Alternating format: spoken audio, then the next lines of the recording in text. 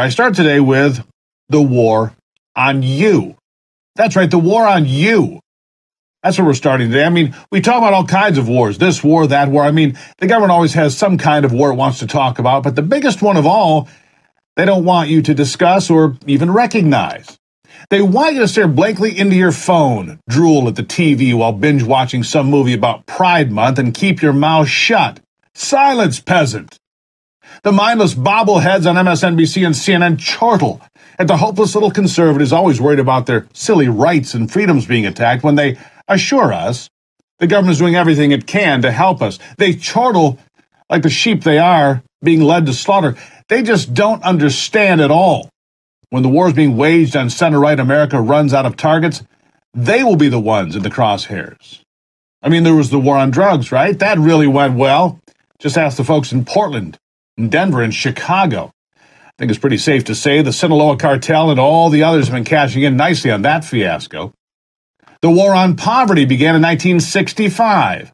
Another glowing example of the fine work done by the progressives in improving America in the nearly 60 years since. I mean, have you seen the tent cities filled with homeless people spread across places like San Francisco and Los Angeles? The war of the sexes appeared to have been won by those leading the women's rights movement, but lately women are on the losing end of that entire conversation, and men, dressed up as women, now have all the spoils from that war. But at some point, the Democrats, the progressives, the New World liberals decided America was the enemy and declared war. And anyone who loves this country is an enemy combatant, and they began to dig in for the long years of trench warfare.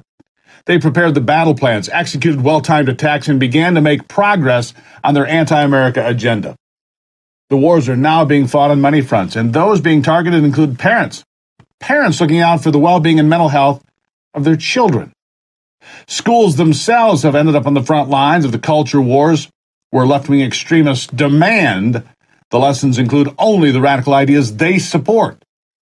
Police have been asked to protect us. Our communities and our families are now the ones being treated like criminals, however. The war on the police began a few years ago, and despite lip service to the contrary, it has not let up, while criminals, they're the ones treated like victims.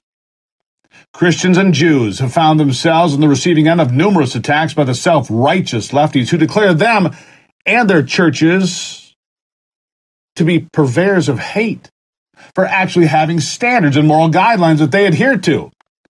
War is also being waged on free speech, gun rights, and even Christmas, for God's sake. And for far too long, we've allowed it to go on. But America is reaching its breaking point.